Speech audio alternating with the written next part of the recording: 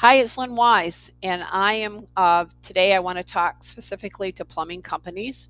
Last week, I attended a retreat where I was with about 6 to 8 plumbing companies, and a common discussion that I had with these particular companies is whether they should hire their staff or they should outsource their staff. And my answer is it depends. But absolutely, if you're thinking about a position and whether or not to hire internally or externally, and you are considering outsourcing as a choice, just keep in mind that what we're dealing with today is that employees are hard to find, but more importantly, it is more difficult to find employees that will commit to a company and the position that you're hiring for. Um, just fact, if you are hiring folks and you're having trouble finding people, you're starting out as being short staffed anyways.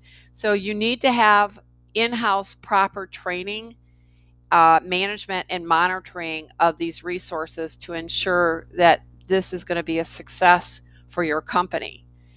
And even if you do have the resources, with all the things that are changing and being short staffed, do you have time to train and make sure that they're going to be right for the position you're hiring for? And once you do all that, ensuring that they're not going to leave.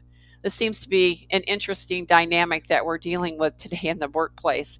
People will either ghost on an interview, or after 2 or 3 days, they just don't show up.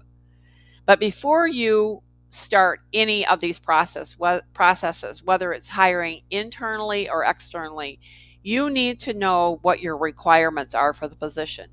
And especially if you're hiring externally as an outsource, you want to ensure that the company you're working with comes to you that can provide you with already knowing your software that you do your scheduling and your operation procedures in.